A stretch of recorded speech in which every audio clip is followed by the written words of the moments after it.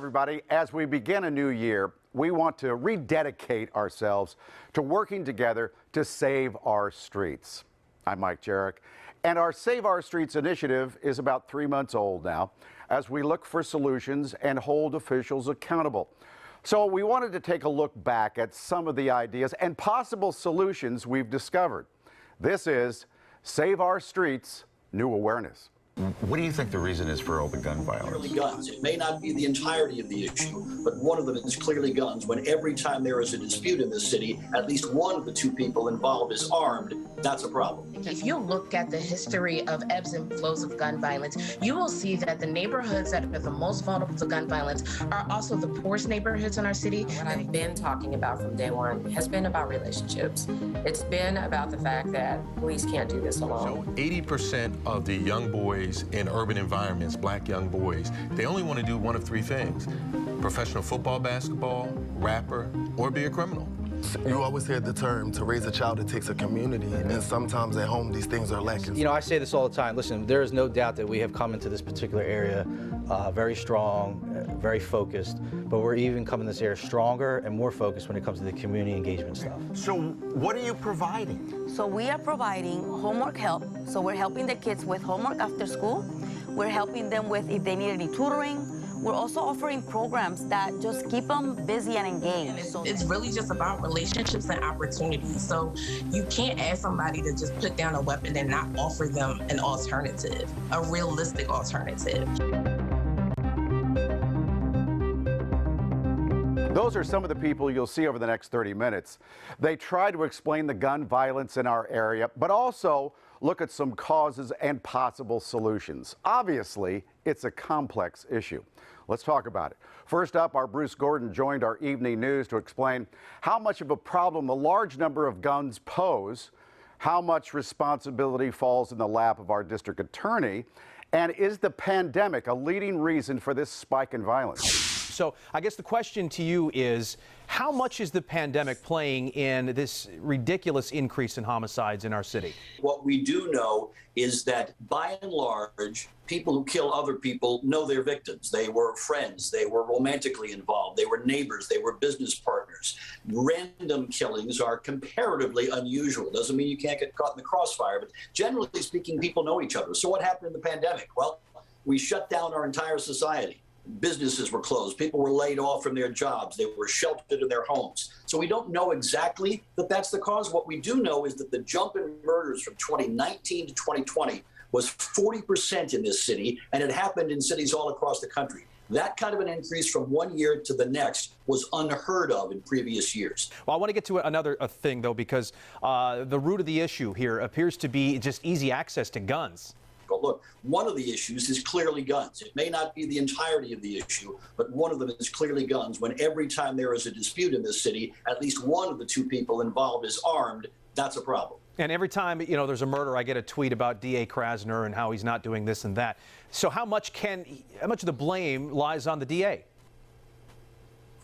Well, I think, look, he is always going to be part of that trio of people you look to when these kind of things are going on, these kinds of violent crimes: the mayor, the police commissioner, the district attorney.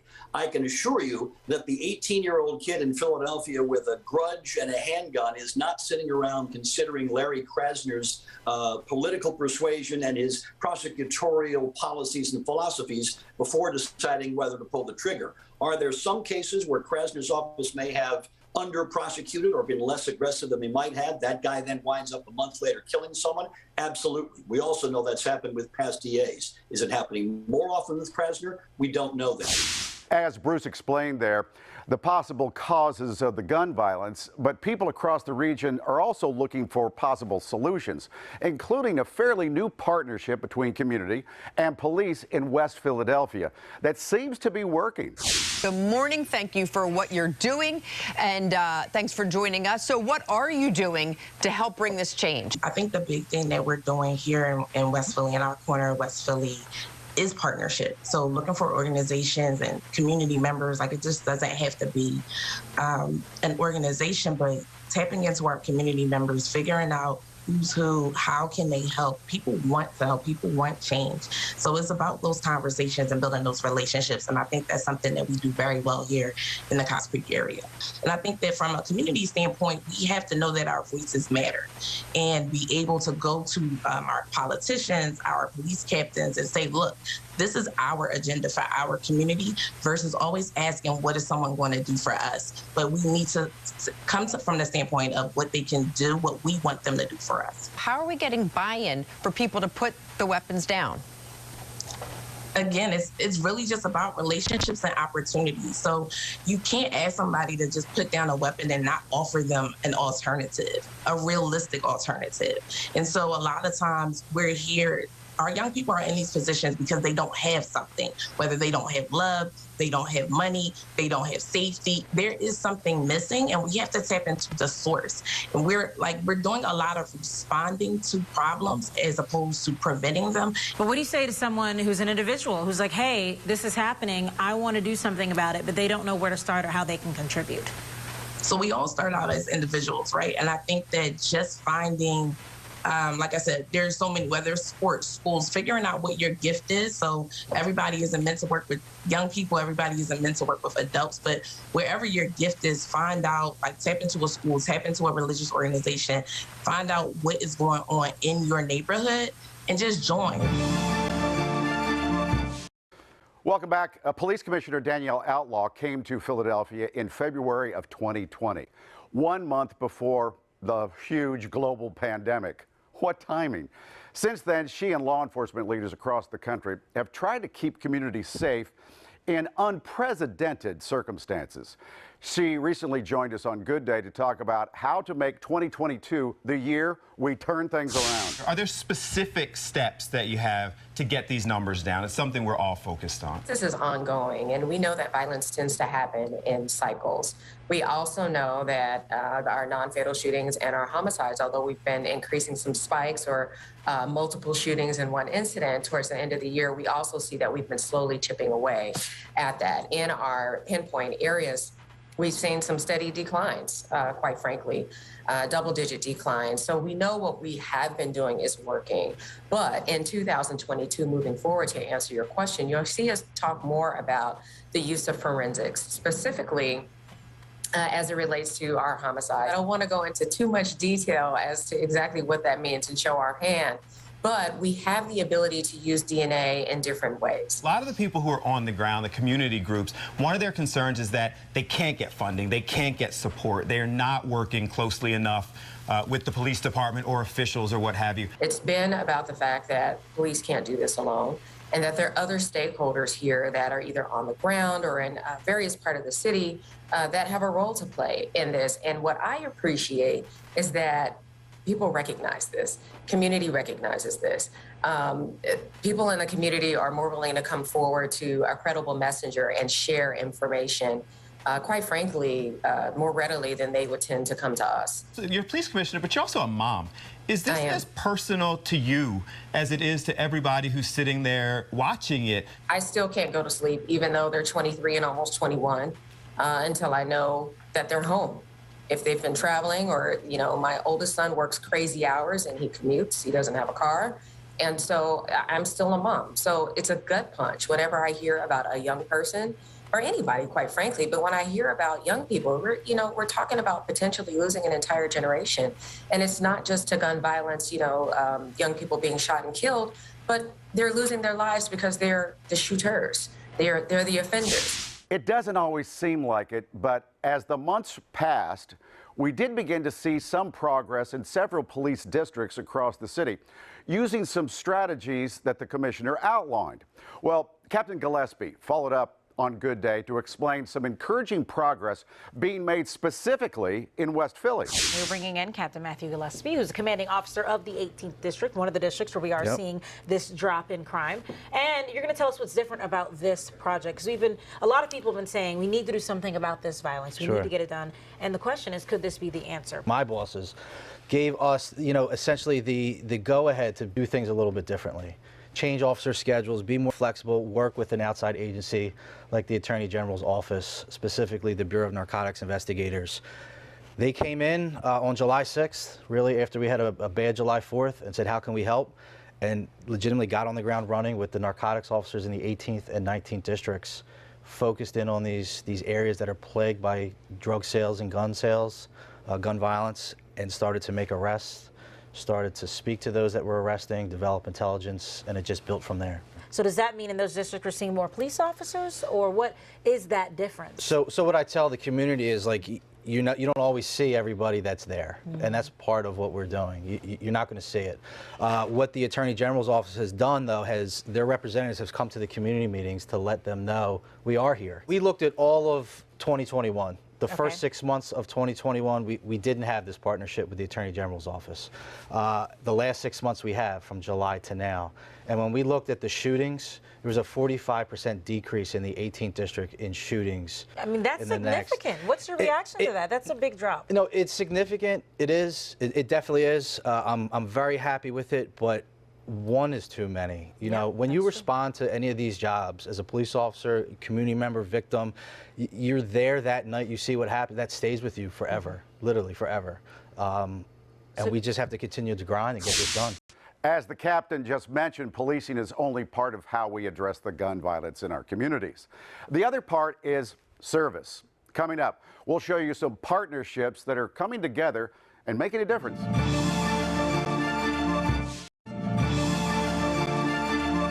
Well, we hear it repeatedly that police cannot reduce gun violence alone. It takes all of us. Over the last few months, we've seen numerous groups stepping up to show that together we can make a difference and save our streets. Young people, yeah, police can't solve the problem alone. That's why 31 organizations have been awarded more than $13 million in grant money to support the city's anti-violence initiatives. One of those organizations, first of all, welcome, is 100 Black Men Philadelphia. 100 Black Men and Father's Day Rally Committee. We've come together. Both of our organizations are long-standing, providing mentoring, but in different ways. So Father's Day Rally is actually inside the criminal justice system. So they're dealing with the young folks who have been arrested, incarcerated, and there's a whole mentoring that needs to be done to try to rehabilitate them, and then if they come out, how do they move forward in society? Our focus are for young folks that are in the schools, that are in the communities, first grade through 12th grade, and getting them to be constructive, great folks so that they never go into the criminal system. Well, everybody's looking for an answer. How do we stop this violence, right? There's something called identity foreclosure. I don't know if you're familiar with that. So 80% of the young boys in urban environments, Black young boys, they only want to do one of three things: professional football, basketball, rapper, or be a criminal. If you look at some of our most famous folks now, the TV shows they're putting on, they're just celebrating crime. So with the mentoring programs, we're showing them there's another way. Yes, the odds of you becoming a professional athlete, it's so minuscule, and the same for being a rapper. Absolutely. But you can become a criminal today. And here's another fact people don't know. You have a better chance becoming a millionaire as a software engineer than a professional football player. You always hear the term, to raise a child, it takes a community. And sometimes at home, these things are lacking. So that's why an organization like 100 Black Men is trying to enrich the community and be the uplifter where the home may be lacking. Taking a look at OST, out of school time. Yeah, they call it OST. It's a program that provides access to safe spaces in our city for children outside of the traditional school day. Waleska Maldonado is here, and the Chief of Prevention for the City of Philadelphia's Office of Children and Families. We are providing homework help. So we're helping the kids with homework after school. We're helping them with if they need any tutoring. We're also offering programs that just keep them busy and engaged. So dancing, a lot of activities with STEM, science, and a lot of mathematics, just keeping them busy. So who's eligible? So any kid in Philadelphia is eligible. So the idea is that we're able to offer these programs to kids in elementary, middle, and high school. Well, we talk about this all the time. The kids don't have anything to do. That's why they're getting into trouble. That's why there's so much violence and stuff like that. They're fighting. Well, it sounds like there's plenty to do. These programs are available around Philadelphia. Well, the whole theme of our Save Our Streets initiative is asking each of us this question: what will you do to help defeat gun violence? Lately, our Philadelphia Eagles stepped up with their answer to the question.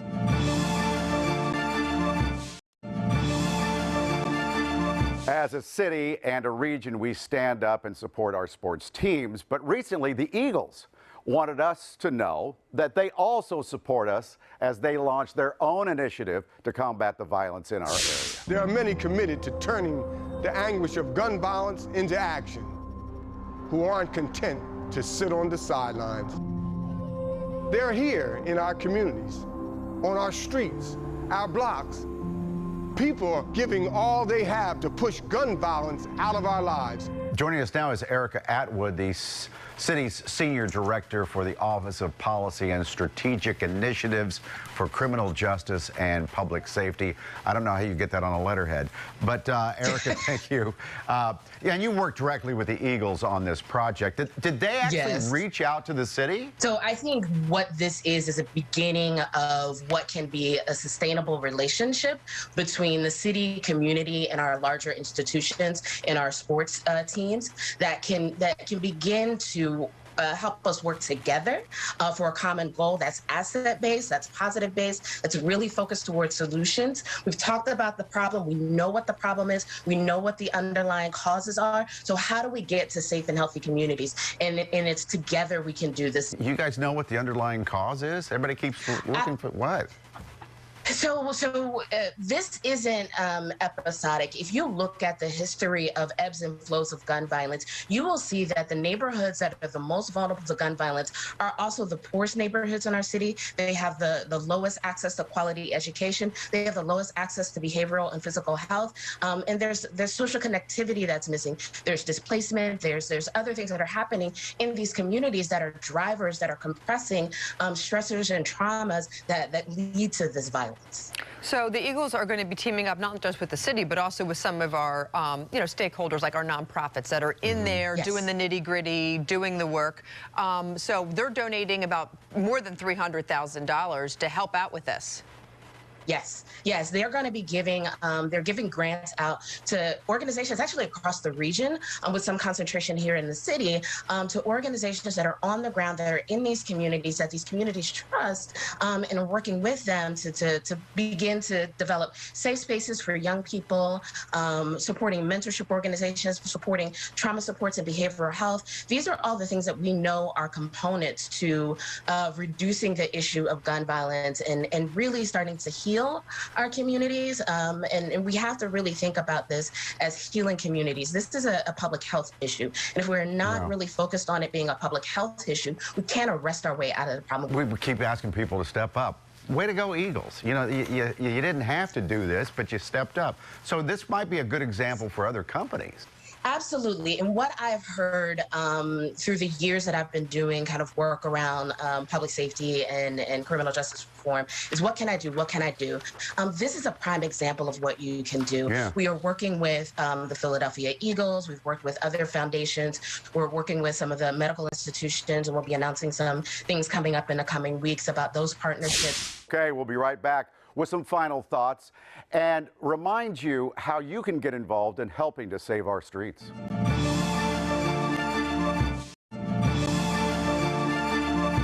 Okay, so if we're all going to make a difference here, we all need to step up and get involved. If you have any ideas or people we need to speak to who are helping make things better, just reach out to us. Let us know. Thank you for being with us. I'm Mike Jarek. On behalf of all of us here at Fox 29, thank you for watching. And together, we can save our streets. Yes, we can.